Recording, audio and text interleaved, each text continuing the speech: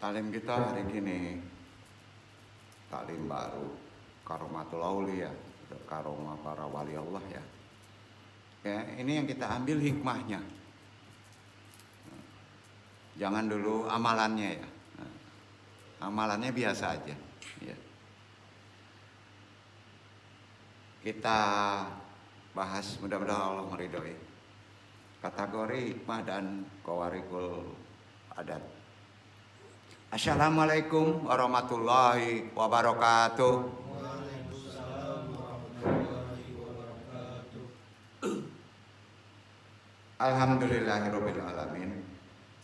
Hamdan habibi, hamdan mustaghfirin, hamdan yu'asi, yu'amahu, yukafi majidah. Asyhadu an la ilaha illallah wa asyhadu anna Muhammadan abduhu wa rasuluh. Allahumma sholli wa sallim wa barik ala sayyidina Muhammadin wa ala alihi wa baitihi dzurriyyatihi ajmain.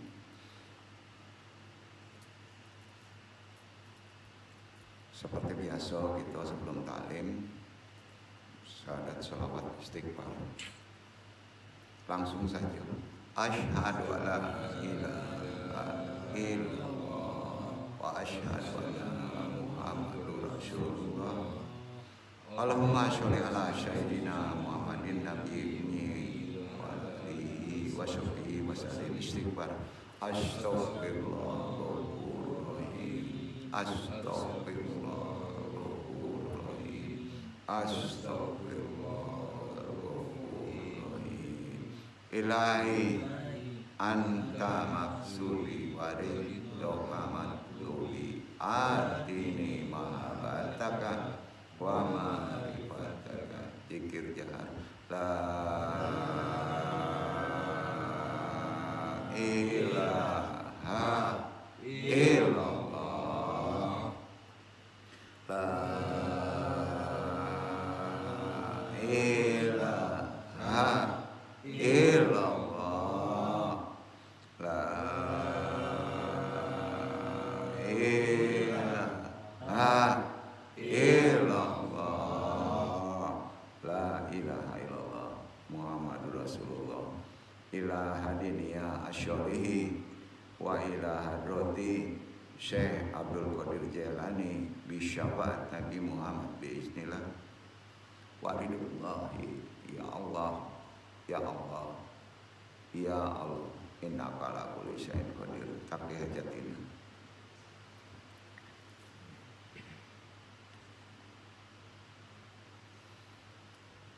Wa khususan akaruhian Muhammad, khususan ilaruhi Muhammad nabiyun akam muslimin mu'minin wa muhsinin wa bil khusus qadiri al-hadi kalimatul radin wa bil khusus arwahi juriyatihi wa khususan arwahi muslimin mu'minin wa muhsinin. Al-Fatihah. Bismillahirrahmanirrahim. Alhamdulillahirabbil alamin. Ar-Rahmanirrahim. Maliki yaumiddin. Iyyaka na'budu wa iyyaka nasta'in. Ihdinas siratal mustaqim. Siratal ladzina an'amta 'alaihim ghairil maghdubi 'alaihim waladdallin. Subhanaka ilma lana illa ma 'allamtana innaka antal alimul hakim. Ya Allah, ya Rabb, lapangkanlah untuk dadaku, mudahkanlah untuk urusanku, raihkanlah simpul mengikat lisanku, baik pentalim maupun yang ditalimi, agar mereka memahami talim ini dan Allah meridhoi. La haula wala quwata illa billah. Alhamdulillah. Puji syukur kehadirat Allah. Hari ini kita masih diberi waktu untuk bisa bertolabul ilmi di tempat ini. Seluruh yang hadir maupun yang tidak hadir, yang melalui dunia medsos, rahimakumullah. Al-Fakir hari ini coba membahas Karomatul Aulia bab 1 ya, bab 1 dulu. Semoga Allah meridhoinya. Amma ba'du. Bismillahirrahmanirrahim. Di antara prinsip dasar akidah Ahlussunnah wal Jamaah, biasa disingkat aswaja ya, adalah meyakini dan membenarkan adanya karomah, tidak menafikan. Antum semuanya ahli sunnah wal jamaah aswaja ya. Jadi yakin kalau karomah itu ada bagi para wali Allah. Nah, karomah ini bukan lil adat aja, beda ya. Karomah dengan lil adat beda. Lil adat itu bisa dapat diwali, bisa pun orang murtad. Ya. Perbedaannya itu. Ya. Kalau karomah jelas sebagai bonus saja, biasanya ada di para wali. Karomah itu kan hal atau peristiwa luar biasa, hampir sama dengan kuarikul ada. Ya. Karomah itu yang diberikan Allah yang luar biasa ini kepada para walinya. Jadi orangnya itu biasa disebut al-mukarram gitu ya. Sebenarnya antum semua al-mukarram gitu, karena punya karomah. Cuman karomah itu sering disandarkan pada faktor yang sifatnya lil adat. Ya. Karomah itu kan merupakan perkara yang terjadi di luar kebiasaan. Kita image-nya sering begitu ya. Arti kata tidak biasa bagi manusia biasa. Kan begitu. Ya. Ini yang mesti kita luruskan supaya kita bisa berkaromah. Sedangkan kata-kata aulia, ya, aulia itu kan kita sama tahu bentuk jamak plural dari kata wali. Jadi kalau disebut karomatul aulia itu hal-hal yang di luar manusia biasa, para wali, itu artinya ya. Pluralnya kata wali itu kan, yaitu orang mukmin. Pasti orang mukmin ya. Yang bertakwa, pasti mukmin itu bertakwa. Ini kan jelas ditegaskan di firman Allah. Jadi sandaran awalnya itu Quran surat Yunus surat 10 62 63. Untuk yang baca a'udzubillahi minasyaitonirrajim bismillahirrahmanirrahim untuk diri ya. Ala inna awliya Allahi la khawfun alaihim walahum yahzanun. Itu 62. 63-nya ala jina amanu wa kanu yattaqun. Ketahuilah sesungguhnya wali-wali Allah tidak ada kekhawatiran. Wali-wali Allah ya, aulia itu ya. Enggak ada kekhawatiran terhadap mereka dan mereka pula tidak bersedih hati. Wah, ini keren nih. Antum pasti ada khawatir, ada sedih hati. Jadi tegas di sini kalau sudah tingkatan aulia itu nggak ada itu tadi.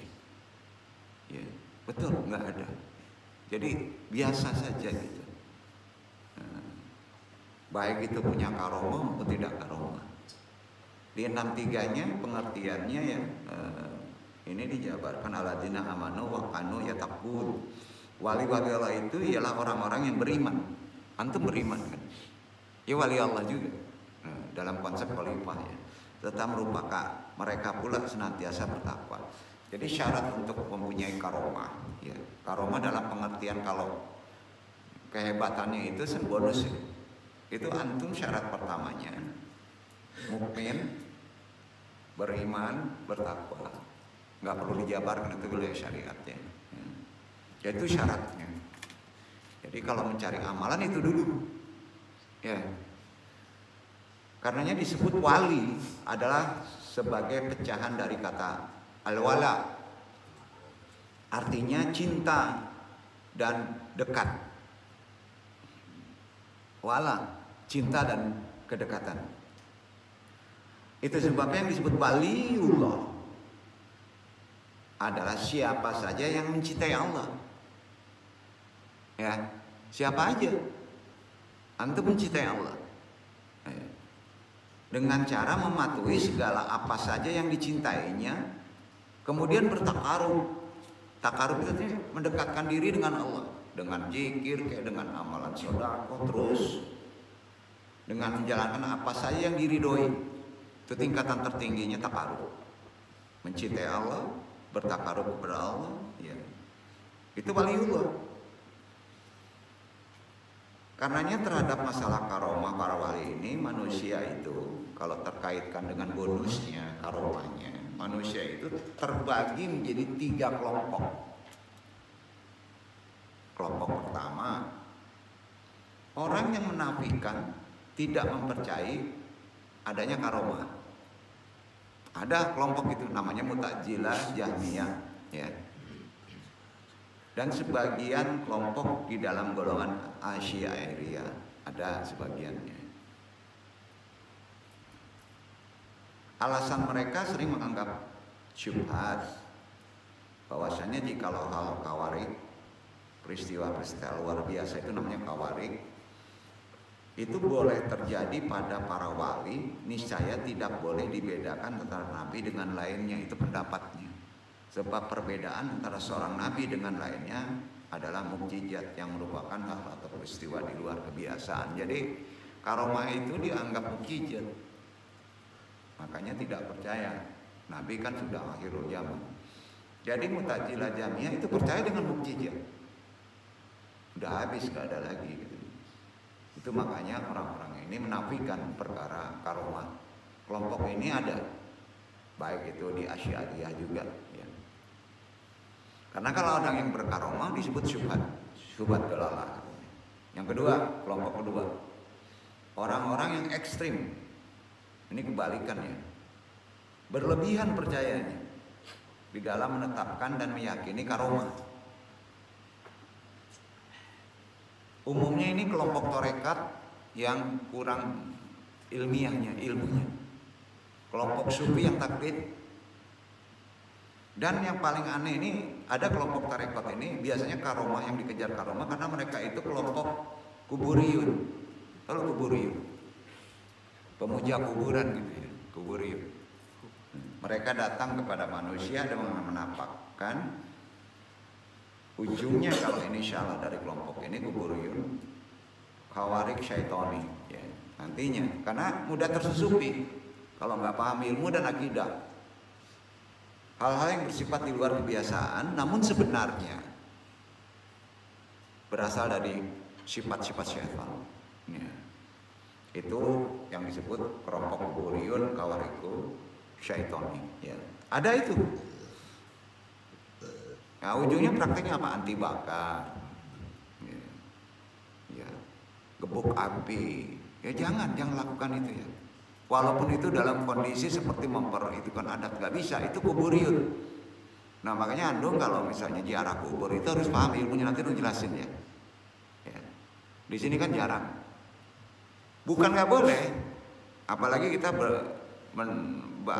ziarah kubur ke para wali. Wali sendiri kan sulit Pak memahami konsep wali itu, apakah betul wali atau tidak, atau hanya penyebar agama. Ya. Kebal, menguasai ular berbisa, berperilaku aneh-aneh lainnya ya. Biasanya kuburiyun ini terlihat dari harus tampil beda segalanya. Walaupun dia berangkat dari orang-orang yang menjalani torekot, banyak itu. Nah di sini jangan mudah terkecoh, ya. Karena budaya-budaya seperti itu paling kental dengan yang duduk ini. Jadi tahu betul, ya, tahu betul. Hati-hati ikuti ya amalannya, karena biar gimana bersyukur antum. Karena yang duduk ini pernah memasuki wilayah itu, tapi alhamdulillah mungkin dijauhkan, Allah berkenan begitu. Dari hal yang sifatnya kuburiyun, khawarik, syaitoni. Antum berdoa itu aja. Ya. Kuburiyun itu disebut khawarik katanya, harus melalui situ. Bukan begitu. Yang ketiga, itu kelompok ekstrim yang kedua tadi ya. Paling banyak itu pada kelompok-kelompok torekot yang salah ya. Pasti dia ngejarnya karomah tuh. Kita udah paham tuh ya. Nah, bukan nggak boleh, karomah itu jangan dipikirkan. Ya jangan dipikirkan. Tidak skala prioritas. Bukan itu. Karena pengertian karomah itu nanti antum paham ya. Kenapa orang bisa berjalan di atas air? Nggak berakal aja yang mati udah lapuk ditebang kayu bisa ngambang di air kan. Jadi pola wali itu begitu memahaminya. Ketiga, kelompok ketiga, orang-orang yang beriman meyakini adanya karomah para wali. Nah, itu kelompok kita harus yakin. ada kelebihan para wali itu di luar kebiasaan orang biasa. Ini berdasarkan petunjuk Al-Quran tentunya dan Sunnah. Mereka umumnya aswaja, ahli sunnah wal jamaah. Ya. Sedangkan karenanya aswaja itu dalam perkara karomah memberikan tanggapan terhadap orang-orang yang tidak meyakininya dengan dalil dan hujah. Man'ul istibah namanya. Supaya tidak ada kesalahan dan kekaburan memahami karomah tadi. Ya. Man'ul istibah harus dijelaskan. Terkait dengan Nabi dan lainnya. Mereka menjelaskan bahwasannya ada perbedaan-perbedaan besar di antara para nabi dengan lainnya ya. Nabi kan disebut mukjizat. Yang tidak kawarikul ada. Dan bahwasanya wali tidak mendakwakan kenabian kan. Dan jika sekiranya ia mendakwakan kenabian, niscaya keluar dari wilayah kewalian dan menjadi pendakwa dusta, bukan seorang wali lagi. Ya. Jadi termasuk sunatullah terungkapnya kepalsuan si pendusta, sebagaimana terjadi pada sang pendusta Musailamah, ya, yang mengaku nabi kan. Ujungnya ke sana itu dari qawarigul ada tadi. Hati-hati. Ahli sunnah juga memberikan tanggapan terhadap orang-orang yang ekstrim di dalam menetapkan dan meyakini karomah. Tadi tanggapan tadi diawali orang yang menafikan kan. Yang kedua ini orang yang ekstrim, yang sangat berlebihan mengakui karomah. Mereka menjelaskan bahwa kawarai syaitoni itu adalah perbuatan para tukang tenung. Nah sekarang itu larinya di zaman modern Dajjal. Apa? Dajjal. Jadi Dajjal itu khawarik syaiton, syaitoni. Ya, memang di luar adat kebiasaan nanti ada. Apalagi kalau itu digabung dengan syair. Jadi kita harus tahu mana yang sulap, mana yang sihir, mana yang khawarik syaiton. Ya. Nah, mereka bukan para wali Allah jelas ya, bukan. Melainkan para wali syaitan, dan yang terjadi pada mereka tiada lain adalah kedustaan, perbuatan dajjal atau fitnah bagi mereka dan lainnya sebagai ujungnya istidraj. Namanya istidraj. Kita kan takut sekali dengan perkara istidraj. Istidraj ini membius, seolah-olah dia dekat dengan Allah. Ya. Dan ingat ya, karomah itu ada yang berbentuk pengetahuan ilmiah. Ya. Dan ada yang berbentuk kasyaf. Ada dua itu. Ya. Yang kasyaf itulah yang sering kita anggap mengetahui rahasia gaib kan.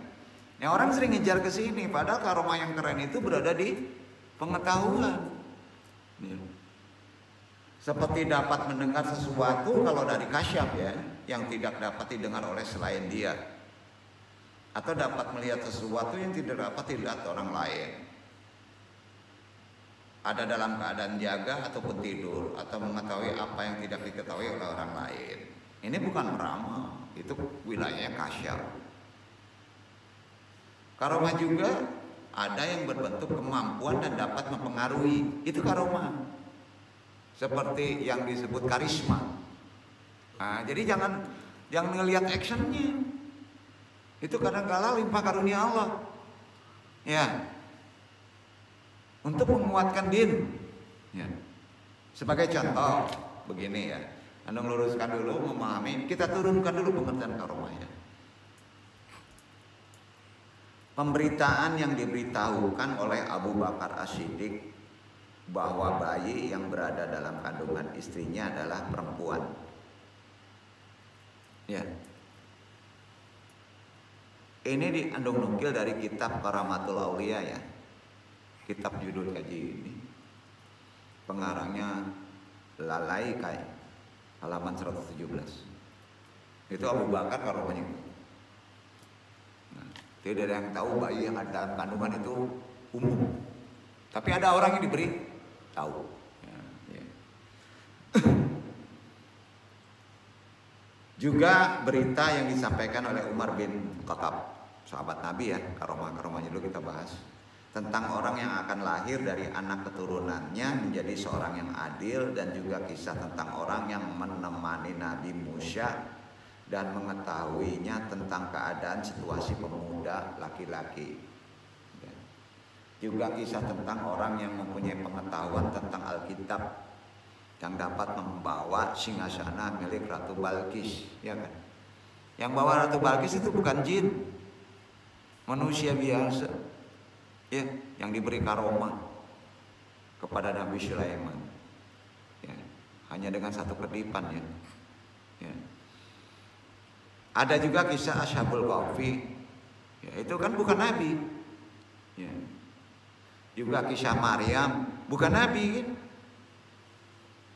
Kisah Khalid bin Al-Walid yang minum racun tapi nggak apa-apa, ya, itu karomah. Banyak contoh. Di antara karomah yang disebutkan di dalam Quran, ya, ada yang dijelaskan tentang kehamilan Maryam tanpa melalui hubungan laki-laki perempuan itu, ya. Jadi apa yang disebutkan di dalam surat Al-Kahfi tentang Ashabul Kahfi, kisah orang soleh yang mendampingi Nabi Musa, dan kisah tentang Dzulkarnain, ya, itu karomah. Di antara contoh karomah yang disebutkan dengan sanad-sanad sahih juga banyak. Para sahabat, kaum tabi'in, seperti Umar bin Khattab dapat melihat pasukan kaum muslimin padahal ia sedang berada di atas mimbar dakwah di Madinah, dan pasukan sedang berada di Nahawan di wilayah Masyrik, jauh banget itu. Dimana pada saat itu beliau menyerukan kepada pasukan itu, waktu lagi dakwah ini, ayuhal junudu ahtamu kalfa atala, wahai pasukanku, berlindunglah ke bukit, di balik bukit itu. Dia ngomong jauh tuh, ratusan kilo, ya. Waktu itu jadi khalifah, ya. Pasukan itu pun mendengar, bayangin, ya, dan dapat memahami arahan Umar sehingga dapat selamat dari tipu musuh. Itu diabadikan di sana. Bukan cuit, ya, beda cuit. Karomah ratusan derajat bawah banget, ya. Jadi karomah tetap ada pada umat ini sampai akhir kiamat. Jadi bukan hal yang aneh. Jadi syarat mendapatkan karomah itu tadi, lakukan aja, ya. Mukmin, beriman, bertakwa, ya, jangan yang aneh-aneh. Jadi nggak ada karomah yang kaji khusus, ya. Nggak ada tuh. Takutnya itu istidraj, kuburi nanti udah kamu bertapa di kuburan wali itu, ya, kalau wali. Nah, ingat, ya, kalau yang namanya karomah, jarak kubur ya ke kuburan. Kalau antum cari karomah pas pergi ziarah, tapi yang dijarahkan nggak ada kuburnya di situ, petilasan atau makom, nggak dapat karomah antum. Jadi antum harus tahu ada khusus gitu bukunya, ya. Tapi antum nggak akan bahas. Kalau tidak mengandung hikmah nggak bahas. Antum nggak akan cerita yang mengandung tambo, cerita dongeng, nggak, ya. Antum mesti ambil hikmah. Tapi ingat, ya, karomah itu ada sampai akhirul zaman, sampai kiamat. Kelak selagi kewalian dengan syarat-syarat masih ada pada mereka, para wali Allah itu adalah orang-orang yang bertakwa, beriman. Mereka tidak mendakwa kewalian bahwa saya wali, tidak. Dan kewalian mereka tidak menjadikan mereka meninggalkan sedikit pun kewajiban syariat agama maupun yang dilarangnya, pasti tidak, ya. Maupun itu hubungan sosialnya, maka agak meragukan kalau misalnya dia lari dari kenyataan hukum sosial, rambut panjang, nggak mandi, jalan berkilo-kilo, nggak ragu itu, karena syarat seorang yang berkaromah nggak begitu, kewalian nggak begitu. Nah, ada pertanyaan, interaksi, jangan tegang. Malaikat sama wali Allah derajatnya tinggi mana? Bantu jawab.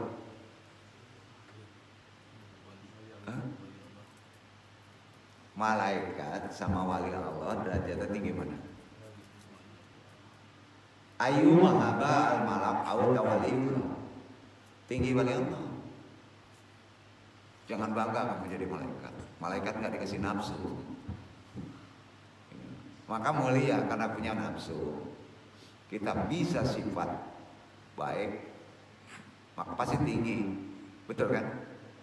Wajar nggak malaikat baik, soleh, taat? Wajar karena nggak punya hawa nafsu. Setuju? Nah itu logikanya. Malaikat itu bisa menyerupai seseorang. Arti kata bisa menyerupai jasad, bahasanya gitu. Ya.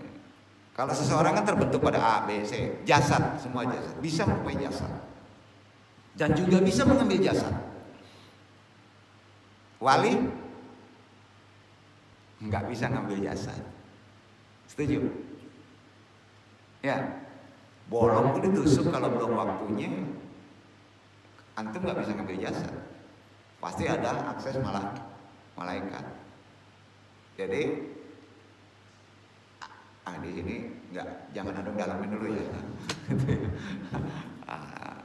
Jadi begitulah kira-kira. Kama sawwawna syawaiya malaikat. Ketika datang kepada Sayyidatun Maryam, ketika bertamu kepada Sayyidina Ibrahim, ketika datang kepada Sayyidina Nabi Sallallahu Alaihi Wasallam, hadir di situ Sayyidina Umar radhiyallahu anhu, para sahabat mutawakkil, semuanya menyaksikan bahwa malaikat menyerupai seorang laki-laki. Misalnya, itu bukti malaikat bisa merupai jasad dan bisa mengambil jasad. Kama sawwawna syawaiya.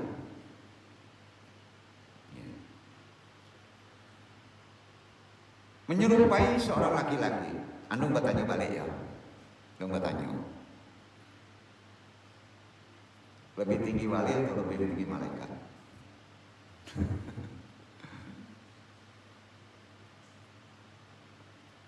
Yakin lebih tinggi wali Allah. Kenapa wali Allah yang lebih tinggi? Wiratna muratna sadun nafs. Karena mereka adalah para pewaris anbiya. Setuju? Wali itu baru pewaris Nabi kan?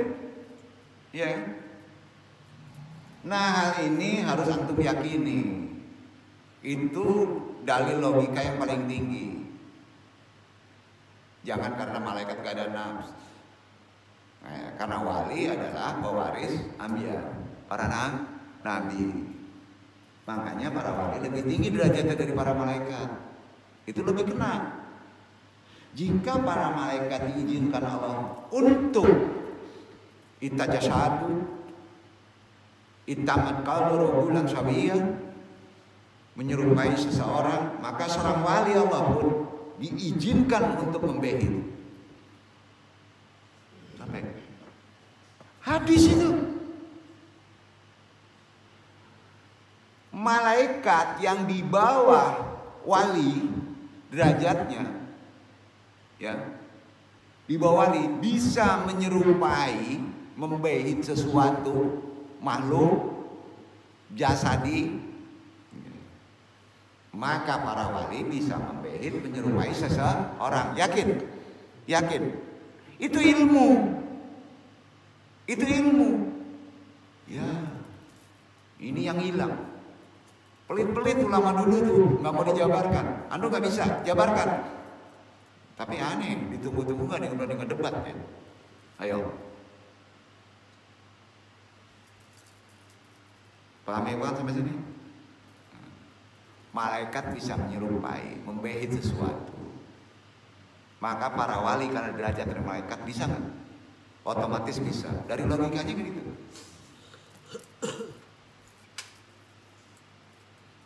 Cuman ada cumannya nih nggak enak. Kalau sir antum nggak bisa connect atau nggak hidup, antum tidak sadar tadi. Antum tidak sadar. Samo saroman Sayyidina Nabi Shallallahu Alaihi Wasallam lalamo bajam-jam baru beliau sadar bahwa yang datang adalah malaikat. Sampai ya. Umumnya manusia baru sadar setelah terjadi. Kuncinya disadar.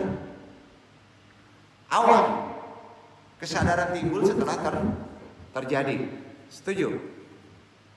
Berat banget kata-katanya dulu. Enggak, pahami dulu. Salah saya baru sadar. Umpama cakak lupa jurus. Salah saya cakak bengkok-bengkok baru karena jurus. Nah, hati-hati berilmu. Masa ilmu jadi lupa? Padahal udah nempel tuh. Nah, apa sebab? Hijabun syaitan. Antum ada behitnya loh. Bisa menyerupai. Kalau derajat antum dinaikkan. Karena antum itu potensi kewalian itu tinggi. Apalagi muslim.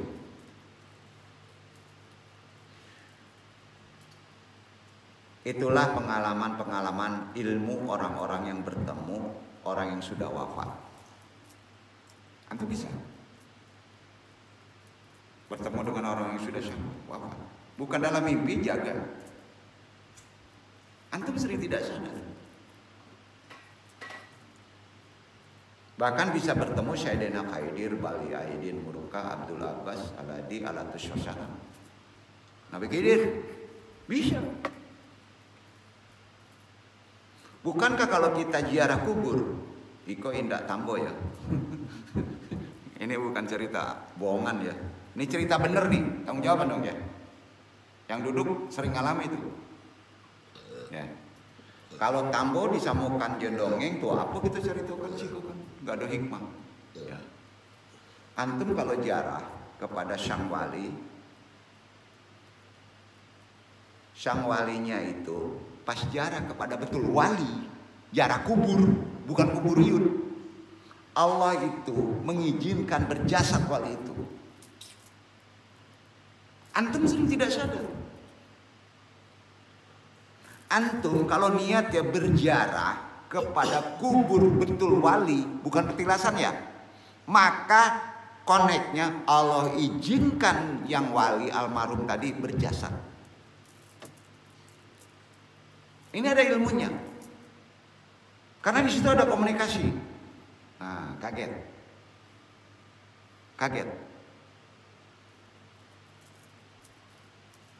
Diizinkan berjasad.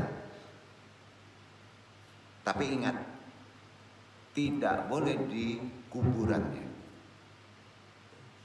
Bingung? Nah, ini udah tahu nih. Saya jarah kubur nih. Ini jelas wali nih. Dicari-cari kuburan nggak ketemu, antum nggak akan ketemu, pasti keluar dari lingkungan itu. Kalau jin kori di kuburan nyari streaming nggak ketemu bro, di luar sama gitu, sama. Tapi dia duduk di kedai, di warung dekat kuburan, tempat ziarah, kadang nyamar jadi pengemis. Demi Allah banyak. Makanya kaji sama orang yang pengalaman seperti ini. Mau di debat sama orang, ikut sama saya. Kan gitu lagi, ikut sama saya. Itu gunanya ziarah kubur harus memerlukan pembimbing. Setinggi apapun ilmu antum. Ya, harus memerlukan pembimbing. Bahkan racun pun bisa diantar. Ya. Sungguhlah. Dan itu nggak perlu orang yang tinggi-tinggi banget deh. Karena ilmu ini ditutup, maka nggak sampai kepada umat sekarang. Itu persoalannya.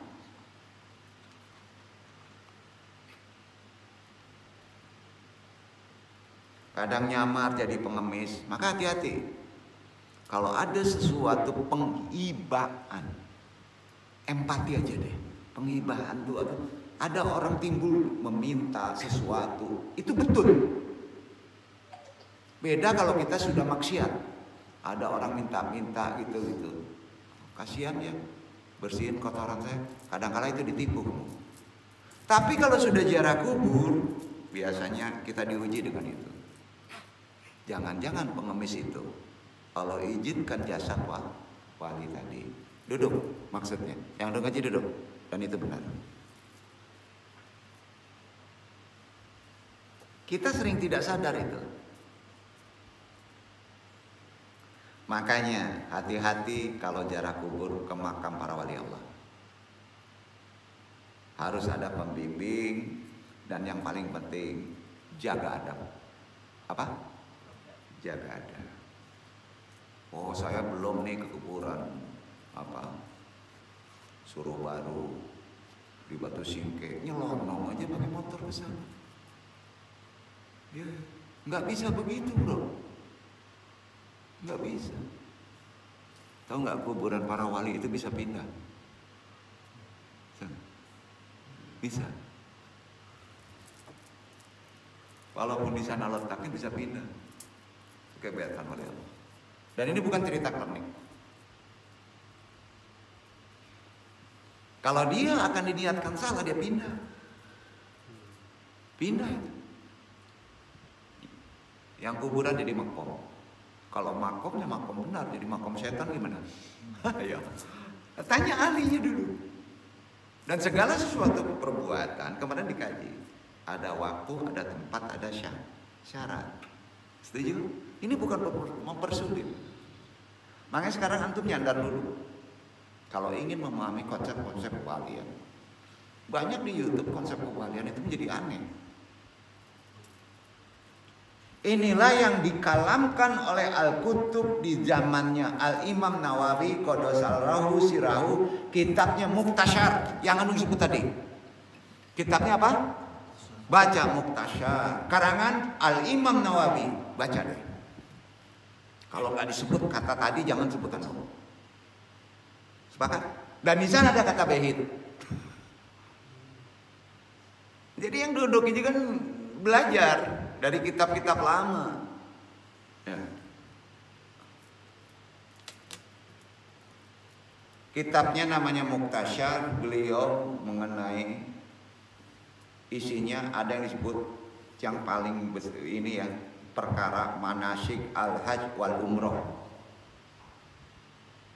Ya. Apa kata kitab, apa kata beliau, kata Imam Nawawi ini? Qaddasallahu sirahu. Jika engkau datang ke Madinah atau ke makam Rasulullah SAW, maka hormatilah tetangga-tetangga Rasulullah SAW. Ini maknanya dalam. Ingat, terus menjelaskan. Siapa itu tetangga Rasulullah? Bukan tetangga fisik. Duduk. Bukan. Jadi yang berputar itu di makam Rasulullah bukan tetangga fisik. Tetangga Rasul itu siapa? Bukannya fisik itu. Bukan. Ada Abu Bakar As-Siddiq, ada Umar bin Khattab, ada tetangga di Baki. Dia tidak seperti itu rupanya. Kenapa mereka mendapatkan akses sedemikian hebat? Jangan kita berbicara kepada sahabat. Maka hati-hati. Kubur yang mulia itu pasti dimuliakan juga, walaupun itu bangkai. Ya, hati-hati. Ini anu batanya ulang. Lebih tinggi para wali atau para syuhada? Bukan malaikat nih. Tinggi mana? Aulia atau syuhada? Ya aulia, para wali. Kan sering disebut mengejar mati syahid. Lebih tinggi aulia mah. Tapi bukan maksud kandung nih aulia yang kuliah di Bandung ya, hati-hati. Ini kaku banget sih. Paham ya? Bukan. Sekarang kita lihat firman Allah hal kewalian. Di sini kita jadi pintar nih memahami konsepnya. Bahlayaun indahu robihin yujaru. Jangan sekali-kali kau katakan wali para syuhada itu mati. Mereka ahya. Mereka ahya. Apa itu? Hidup. Demi Allah hidup. Mereka ahya. Hidup di sisi Allah. Itulah al-haya al-hakikiyah. Al-haya al-hakikiyah itu. Apa itu? Sebenar-benar hidup. Bukan sekarang. Sebenar-benar hidup. Yang antum takutkan, antum biasa saja mengamalkan. Pas antum pindah tempat, antum sibuk dengan kepedihan di sana. Enggak merasakan hidup. Enggak dapat rezeki, enggak dapat kesenangan. Enggak ada surganya barja. Kan itu yang mesti kita pahami, konsep pertama awal kita pindah tempat. Bahkan dia bisa melihat kita. Bukan jin aja, jin kan bawah, Pak. Kalau orang udah mulia bisa nggak ngeliat kita? Ya, gimana sih? Itulah hidup sebenar, hidup kejar. Apa itu? Al-haya al-hakikiyah. Hidup sebenar-benar hidup ketika dinisbatkan di belakangnya ainda rabbihim. Tidak ada lagi hidup lebih mulia daripada hidup seperti itu. Kalah kehidupan sekarang. Itulah yang disebut anfus Ahmad. Nafas Ahmad. Itulah ilmu para wali. Khusus untuk bahas nanti. Nafas Ahmad. Ya kaget. Mungkin lama kok ngaji, mungkin wow itu. Anu ngaji itu ada mana? Siap kejiwaan kita? Belum waktunya kita pindah, kita sudah pindah. Gimana? Siap? Oh kalau dikubur, ditimbun, suruh zikir aja begali hidup lagi itu kecil, ilmu kecil tuh, ilmu kecil gitu.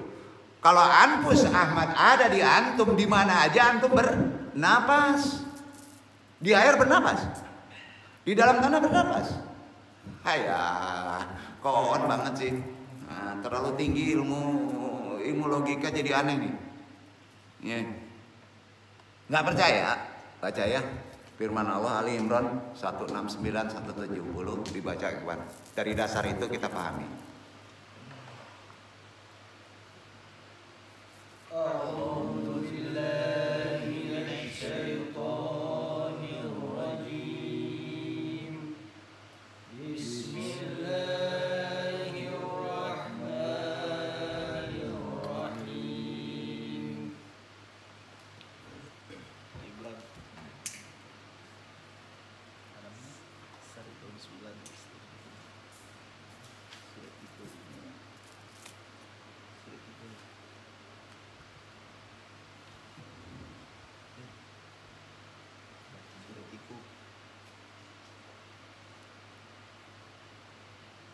Baca aja langsung ayatnya. ولا تحسبن الذين قتلوا في سبيل الله أمواتا بل أحياء عند ربهم يرزقون فرحين بما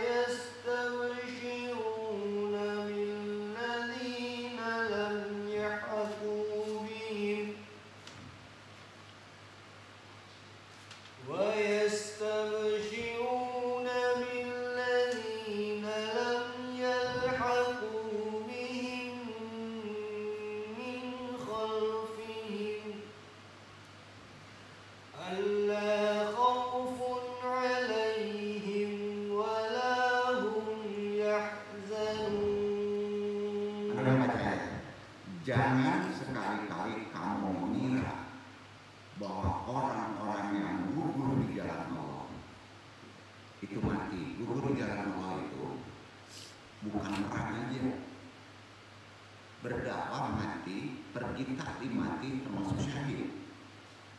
Mati syahid itu banyak selain perang, bahkan lebih tinggi puasa anu benar, puasanya juga syahid. Ya, paham ya? Ini peringatan dari Allah. Jangan sekali-kali kamu mengira bahwa orang-orang yang gugur di jalan Allah itu mati. Makanya kalau kuburan, antum mengucapkan apa? Assalamualaikum ya ahli kubur. Dia nggak kita.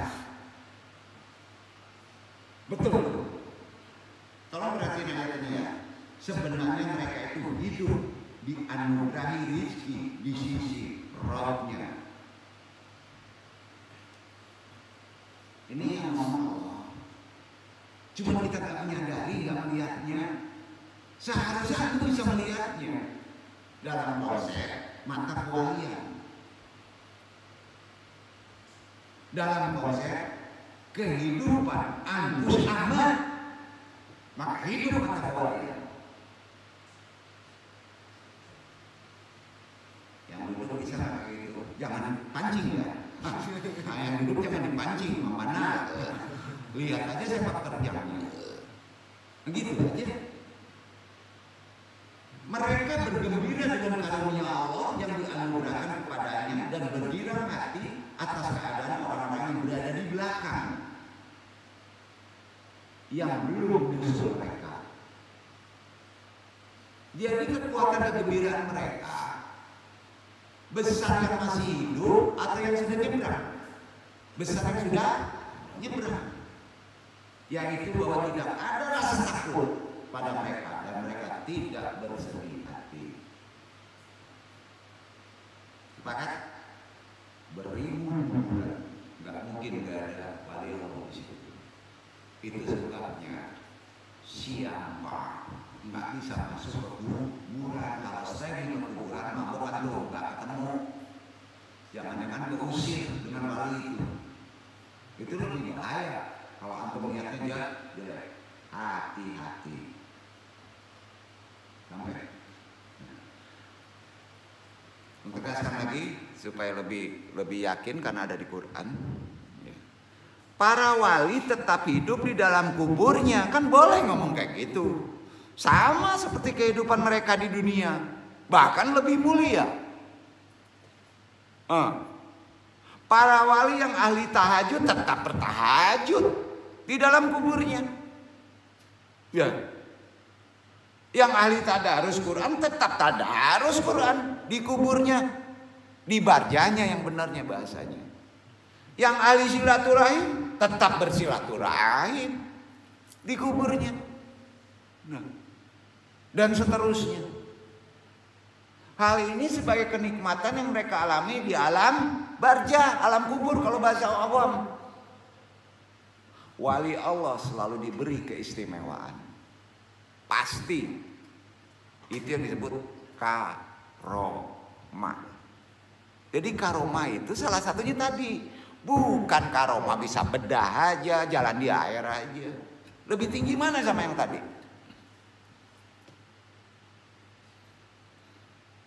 Dari hidup sampai wafatnya diberi karomah. Jadi kalau karomah itu bahasa bonus menyempit. Banyak cerita nyata dari para pencintanya yang membuktikannya. Di antara mereka ada yang ditolong dari kecelakaan, perampokan dan lain-lain sebagai wasilah. Dan itu adalah karunia besar dari Allah untuk para kekasihnya. Sepakat? Sepakat ya. Jika para syuhada saja mendapat karunia tetap hidup di alam kuburnya, maka para ulama, para wali pasti mendapat karunia lebih besar. Hukum logika. Mengingat derajat mereka lebih tinggi. Sepakat kan nih? Nah, Kita sama tahu deh, di Melayu negeri kita Indonesia, jumlah makan wali banyak. Dengan berbagai tingkatannya. Nomor kedua setelah Indonesia ini, baru nomor kedua makam wali ini ya. Jangan disamakan di daerah Arab ya. Para wali itu banyak di luar Arab. Pertama, yang paling banyak, kata tabiin ya, banyak mengakui adalah wilayah Melayu. Kedua, Hadramaut, Yaman. Banyak para wali. Gak ada di Eropa bro. Gak ada. Jadi yang paling banyak para wali di mana? Indonesia pertama. Derajat kedua, Hadramaut, Yaman. Banyak kitabnya itu. Menulis biografi para wali Timur Tengah. Seperti kitab Jami Karamatil Aulia yang membahas sekarang. Tobaqatul Aulia. Banyak deh kitabnya. Memang kitab ini jarang beredar ya. Kadang-kala disimpan oleh mereka. Jadi di Indonesia waktu itu sudah banyak para wali. Hanya saja tradisi tulis menulis tanah air belum semarak kan pada masa itu. Jadi tidak sempat dibukukan. Tingkatan wali tertinggi disebut, selayang dong bahas dulu ya. Al-Kutubul Ghaus. Ada di kitabnya. Dan hanya ada satu orang dalam setiap masa. Beliau dijuluki Abdullah. Apa? Abdullah. Kemudian di bawahnya Al-Imamani, 2 imam. Yang keduanya Al-Imamani, 2 imam. Yang salah satunya akan bisa menggantikan Al-Ghaus ketika wafat. Sampai ya. Kemudian di bawahnya Al-Autad, jumlahnya 4 orang. Ini dikuatkan oleh Imam Syafi'i, Ahlul Madzhab. Yang beliau sendiri salah satunya Wali Autad. Kemudian di bawahnya ada Al-Abdal. Jumlahnya 7 orang. Dan seterusnya. Nah ini udah membahasnya. Jadi keterangan tentang tingkatan para wali bisa dibaca di antaranya di kitab Jami Karamatil Aulia yang membahas. Imam Malik radhiyallahu anhu juga pernah berkata, "Balaghani ana al-arwah tashra haita sya'at." Ada kabar sampai padaku, kata Imam Malik, bahwa para arwah itu dapat bepergian kemanapun mereka mau. Itu yang ngomong Imam Malik. Tentunya hanya ruh orang-orang yang pilihan saja yang mendapatkan karunia seperti tadi. Betul kan? Salah satunya ruh para wali. Nah, coba kita gemar berkunjung kepada para wali. Baik yang masih hidup atau yang wafat. Susah dong karena para wali ngumpet. Ya. Tapi kan antum ada akal. Dengan niat agar kita dapat mengikuti golongan beliau dalam mendekatkan diri kepada Allah. Bagaimana para aulia bertakarub, bagaimana para aulia beramal soleh serta menjauhi larangan Allah. Bukan retorika secara kitab saja, ada perbedaan. Di dalam hukum adat kebiasaan, perkara yang biasa sering terjadi secara berulang-ulang kan, menjadikan suatu kesimpulan hubungan antara sebab dan akibat kan kesimpulannya. Sehingga manusia dapat merancang sesuatu produk dan merencanakan suatu proyek. Betul? Ya. Hukum adat ini Allah jadikan atas rahmat Allah loh. Bukan produk kebetulan. Untuk memudahkan kehidupan manusia. Hukum adat itu. Hukum kebiasaan itu. Manusia dapat merancang kendaraan, merancang merencanakan pertanian, peternakan dan sebagainya, sehingga akan menghasilkan penghasilan yang terbaik kan. Nah, namun kadang-kadang ada kejadian yang terjadi di luar kebiasaan. Orang sering menyebutnya menyalahi adat sehingga disebut peristiwa ini kan khawariqul adat. Kan ada itu. Namun tidak semua khawariqul adat menunjukkan ketakwaan seseorang. Pahami itu? Bukan. Karena dapat saja terjadi pada orang-orang yang durhaka. Oleh sebab itu, sepakat ulama membagi khawariqul adat itu dilihat dari pelakunya. Kalau melihat dari pelakunya yang terlibat dalam perkara tersebut. Iya kan? Sholat enggak? Zakat enggak? Puasa enggak? Jangan pukul rata. Mandi enggak? Gitu. Nah, derajatnya gini. Yang di luar dari kebiasaan. Satu sering disebut apa? Mukjizat. Mukjizat udah nggak ada lagi. Kejadian luar biasa yang terjadi pada para nabi dan rasul. Mukjizat menambah rasa syukur, menambah rasa tawadu para nabi dan rasul karena mereka sadar bahwa itu semua adalah kehendak kuasa Allah. Itikad kita sampai situ. Tidak sama sekali atas kemampuan mereka. Bukan kemampuan nabi. Jauh sekali dari rasa sombong akhirnya atas mukjizat yang ada pada nabi dan rasul. Jadi mukjizat juga menambahkan tinggi derajat di sisi Allah, mengukuhkan kedudukan nabi dan rasul di hadapan hamba-hamba Allah yang lainnya, menguatkan sehingga sesuai dengan maknanya mukjizat membuat mereka menjadi lemah, tunduk, beriman kepada Allah dan nabi dan rasulnya, mengikuti sunnahnya. Kedua baru karomah. Kejadian luar biasa yang terjadi pada para wali tadi udah dibahas, atau orang-orang yang sangat dekat dengan Allah, kekasih Allah, sebagaimana mukjizat juga yang terjadi pada nabi dan rasul. Karomah menjadikan para wali Allah tersebut menambahkan rasa syukur, tawadu kepada Allah. Jauh dari membangga-banggakan peristiwa luar biasa tadi untuk menyombongkan diri. Jauh. Karomah berarti kemuliaan. Maksudnya peristiwa itu Allah menjadikan bertambah kemuliaan wali Allah di sisinya dan mengokohkan kedudukan wali Allah itu terhadap hamba-hambanya yang lain. Derajat di bawah itu irhas namanya. Apa? Pertama mukjizat, di bawahnya karomah, di bawah itu irhas. Irhas sama. Kejadian luar biasa yang terjadi pada nabi dan rasul. Ingat, irhas ini pada nabi dan rasul, bukan pada manusia biasa. Jadi karomah itu pada wali, mukjizat pada nabi, irhas pada nabi dan rasul juga, yang tidak menjadikan orang itu lupa kepada Allah.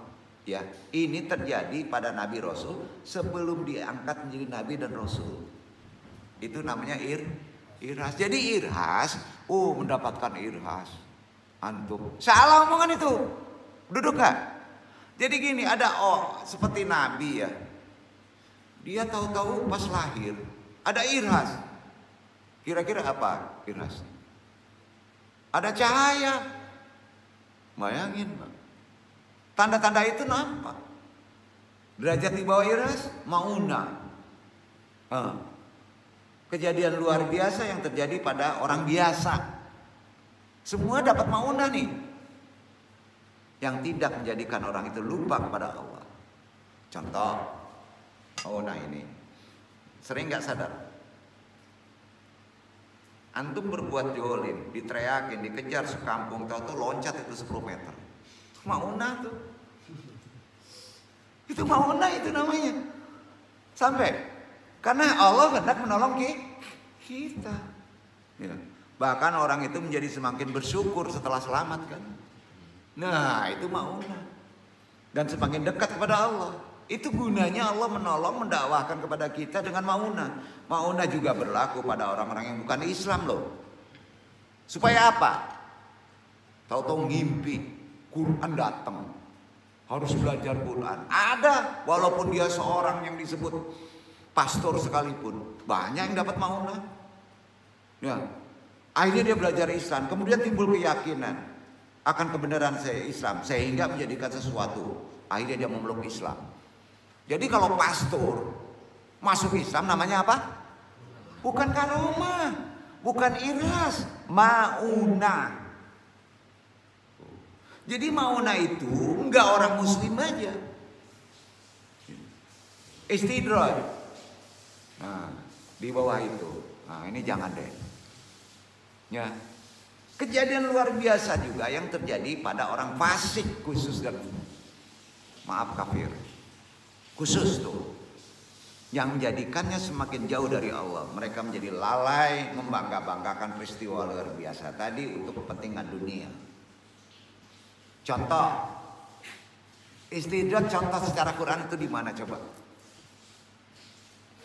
Fir'aun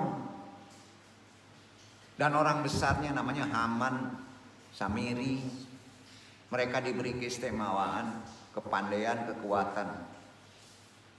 Namun kepandaian dan keistimewaan justru menjadikan lalai menyombongkan diri untuk kepentingan dunia mereka. Itu istidraj. Ya. Terakhir ke-6. Kira-kira apa? Setelah istidraj, sihir. Itu yang paling sadis. Mempelajarinya saja haram. Jadi itu semuanya 6 tadi khawariqul ada. Tapi makomat tempatnya, dapatnya itu sudah harus dipahami. Iya kan? Duduknya di mana? Ternyata kita kebanyakan di maunah ya. Tanpa kita sadari, naikkan kemana? Irhas, ya nggak bisa, Irhas ada takdir, harus kepada Rasul dan Nabi. Tapi naiknya kemana? Karomah. Jangan istidraj, turun. Ya kan? Nah ini banyaknya istidraj nih, merasa dapat maunah. Ya. Sihir udah jelas. Kejadian luar biasa yang dipelajari oleh orang fasik kafir dengan bantuan jin kafir, jin murtad. Dalam hukum syariat mempelajarinya saja udah haram. Apalagi menguasainya, berubah tubuhnya menjadi di atas istidraj. Karena untuk mempelajari mesti meyakininya. Apa? Kenapa ini diharamkan sihir? Karena dalam mempelajari, pertama yang diminta harus meyakini adanya kekuatan selain Allah. Apa hukumnya? Syirik. Coba antum belajar sihir. Yang ditanya itu dulu, ada kekuatan selain Allah. Jadi itulah khawariqul adat. Jangan membahas tadi karena terkait ini. Tidak menunjukkan orang terlibat adalah orang yang bertakwa saja. Khawariqul adat bisa terjadi kepada orang yang murtad juga. Iya kan? Kita mesti kenali dulu istidraj yang baik ini, khawariqul adat yang baik ini kepada orang itu bertakwa atau tidak. Baru kita dapat mengetahui apakah perkara yang di luar kebiasaan itu mukjizat, karomah, irhas, maunah, istidraj atau sihir. Jadi apa yang menunjukkan seseorang bertakwa atau tidak? Walaupun ini syariat tapi terkait dengan kaji perkara kewalian ini, karomatul ini yang Nurul sampaikan. Gimana takwanya itu? Orang itu bertakwa atau tidak? Yaitu dengan melihat sikap orang itu terhadap hukum yang diwahyukan. Pahami? Gimana sikap kita terhadap hukum yang diwahyukan? Disinilah kita lihat pentingnya belajar ilmu agama. Baik ilmu akidah, ilmu fikih, ilmu tasawuf. Bila perlu bertarekot dengan yang benar ya, untuk mengetahui sikap diri kita terhadap hukum yang diwahyukan. Nah, di antara hikmahnya kita mengetahui hukum akal, hukum adat, hukum yang diwahyukan ada 3. Hukum akal, hukum adat, hukum yang diwahyukan. Berkaitan dengan khawariqul adat. Hal-hal yang luar biasa harus tahu hukum 3 ini. Tidak tertukar antara hukum adat dan hukum akal. Duduk. Nah, bahwa sesuatu yang tidak biasa terjadi atau di luar kebiasaan bukanlah perkara yang mustahil bagi akal. Bukan. Bingung. Kedua, dapat melihat kuasa kehendak Allah atas segala sesuatu perkara jaiz yang dapat Allah lakukan, yang menjadi hak Allah sepenuhnya, selain perkara yang wajib mustahil bagi Allah, sehingga kita tidak mudah menolak karomah, menafikan karomah yang terjadi pada para wali, sehingga secara tidak langsung kita menolak kuasa Allah sebenarnya itu yang dikaruniakan kepada para walinya. Itu yang kedua. Yang ketiga, suatu peristiwa yang menjauhi adat atau peristiwa luar biasa bukanlah menunjukkan seseorang itu bertakwa saja, atau orang itu dekat dengan Allah saja. Bahkan orang murtad pun bisa. Sehingga tidak pula mudah kita terpukau karena peristiwa yang luar biasa dari seseorang. Wah, nggak mutlak. Sehingga kita tidak langsung mengatakan perkara yang luar biasa itu adalah karomah. Duduk. Nah, sebelum kita mengenal orang itu dengan sebenarnya, karena orang yang bertakwa atau orang yang dekat dengan Allah dapat dikenali dengan sikapnya kepada hukum yang diwahyukan. Gimana sikap kita dengan hukum yang diwahyukan? Jadi kita mesti mengenali orang yang terlibat dalam perkara luar biasa itu, baru kita dapat mengetahui apakah peristiwa yang luar biasa itu karomah atau istidraj. Beberapa contoh ayat Quran, hukum yang diwahyukan yang mesti kita pelajari. Tolong tangkap ya. Yang menceritakan hukum akal dan hukum adat atau hukum kebiasaan. Hukum akal, wajib Allah Maha Esa. Hukum akal, wajib Allah Maha Esa. Mustahil ada Tuhan selain Allah. Diwahyukan ini, diwahyukan. Suratnya Al-Anbiya ayat 22, anu yang baca. 22. Lau kana fihima alihatun illallahu kafasyadata. Fasyubhanallah rabbil arasy amma syahikun. Betul? Seandainya pada keduanya di langit dan bumi ada Tuhan-Tuhan selain Allah, tentunya keduanya telah binasa. Iya kan? Ya. Maha suci Allah memiliki aras dari apa yang mereka sifatkan. Ini ada di sifat 20 sebetulnya. Ya. Di sini disebut bahwa akal hanya menerima bahwa Allah wajib bersifat esa. Iya kan? Begitu bahasanya. Mustahil ada Tuhan selain Allah. Itulah sifat jaiz Allah. Ya. Disebut dalam ayat tentang hukum adat sebagai berikut. Hukum adat, hukum kebiasaan artinya. Orang beriman cukup dengan kehebatan ciptaan Allah saja. Itu orang beriman. Cukup dengan kehebatan Allah saja. Dan beramal untuk beribadah kepada Allah semata. Cukup itu. Itu orang beriman. Ya. Allah berfirman di Al-Quran surat Ali Imran ayat 190-91 terkait hukum adat, hukum kebiasaan, hukum akal. Itu diwahyukan sama Allah. Dibaca Ali Imran surat 3 190-191. Tolong dibaca.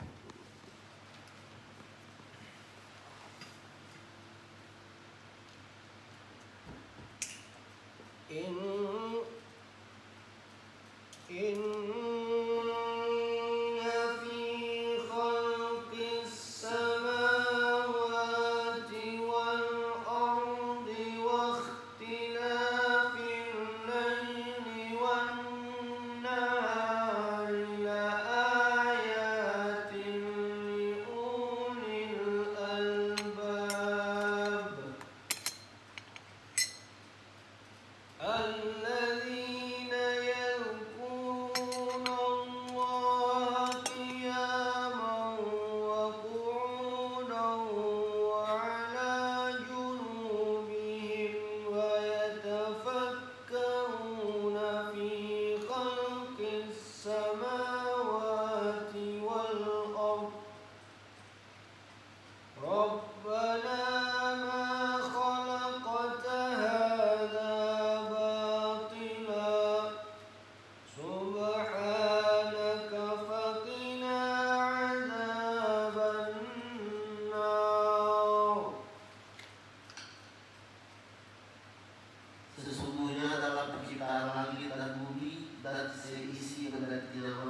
siang terdapat tanda-tanda bagi orang-orang yang berakal,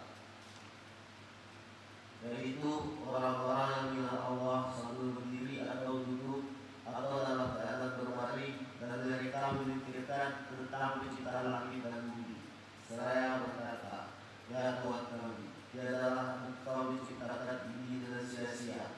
Maha suci Engkau, maka peliharalah kami dari siksa neraka. Masya Allah. Nah, di sini kita mengerti perbedaan taklim kita sebelumnya. Derajat tingkatan kemarin itu keseimbangan akal pikiran. Maka kita memasuki yang lebih tinggi kan. Qawarikul adat, gimana akal kita standar atau tidak. Jadi supaya standar gini, mau tahu rahasianya? Kalau itu di luar kebiasaan, perhatikan ayat tadi. Tolong diperhatikan. Terhadap zat Allah dilarang disuruh memikirkan zat. Banyak ulama udah nyasar, udah nasihati ulama ya. Jangan bicara masalah ruhku, zatku. Andung kemarin nyampaikan karena untuk tarbiyah. Sampai antum calon penerus ulama, ada yang bicara itu, jangan buat ruwet nyasar. Apa perintah Allah? Perhatikan di ayat Ali Imran 190-191. Kita hanya disuruh untuk selalu mengingat, berzikir, menyebut asma Allah saja, betul kan? Bukan memikirkan zat Allah, betul kan? Bukan wilayah antum. Dosa enggak? Jangan sok keren lah. Maaf, Andung agak tegas perkara ini karena Andung menyampaikan apa yang diwahyukan, betul kan? Dalam berpikir, kita hanya disuruh memikirkan ciptaan Allah saja, bukan zat Allah. Kenapa Andung memikirkan jatullah, amalan jatullah? Membereskan tarbiyah yang kebablasan. Setuju?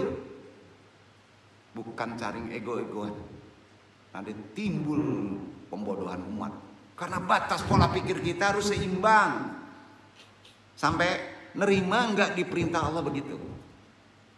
Andung minta yang sange neko, yang dianggap kecil ini, jangan minta subgrade tinggi deh. Yang penting jelas deh. Kita diwahyukan sama Allah, tidak disuruh memikirkan zat Allah, hanya disuruh untuk mengingat, berzikir, menyebut asma Allah, betul kan? Hanya itu. Dalam berpikir juga kita hanya disuruh memikirkan ciptaan Allah saja. Itu perintahnya. Itu kan dijelaskan di ayat, bahkan ada di ayat yang lain. Itulah yang disebut orang yang punya akal. Oh tinggi akal antum, mikirkan zat. Ayo, salah adab nggak? Oh jadi emosi gini Andung ya, Masya Allah. Ya Allah tenangkan kita ya. Jangan dipancing yang duduk ini dengan yang aneh-aneh ya.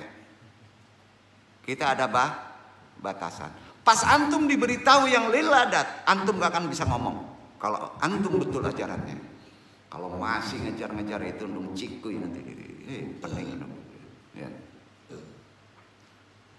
Termasuk dalam ciptaan Allah ada diri kita sendiri. Itu renungkan saja. Ada juga batasan keseimbangannya kan kemarin ngajinya.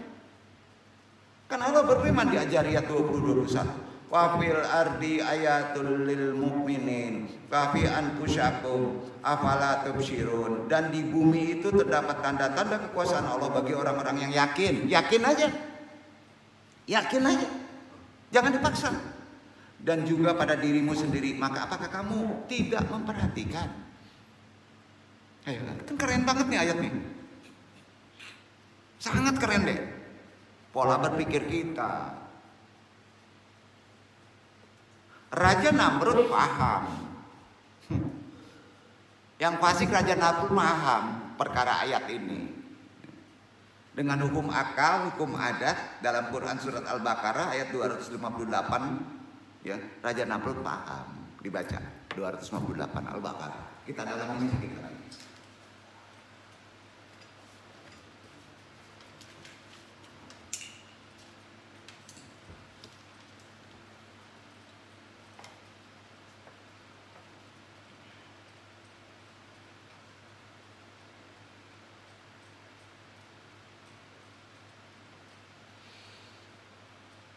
ألم تر إلى الذي حاج إبراهيم في ربه أن آتاه الله الملك إذ قال إبراهيم ربي الذي يحيي ويميت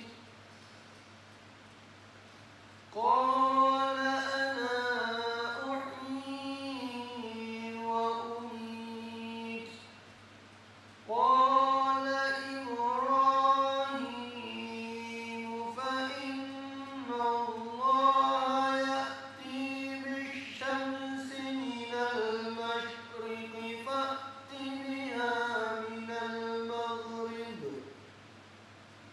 فبهت الذي كفر والله لا يهدي القوم الظالمين.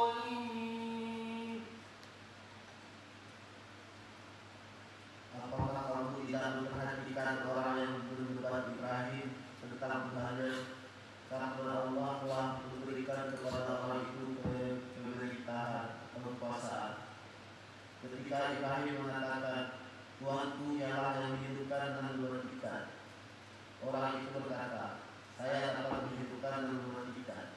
Ibrahim berkata, sesungguhnya Allah memberikan matahari dari timur, maka terbitkanlah dia dari barat. Lalu heran diamlah orang kafir itu, dan Allah tidak memberi petunjuk kepada orang-orang yang zalim. Ini pemberesan akal kita, mentafsirkan dan Allah meridhoi. Di sini di Al-Quran menjelaskan, sekali lagi dijelaskan di ayat Al-Baqarah 258 tentang hukum akal yang dipahami juga oleh orang kafir kan, Raja Namrud kan.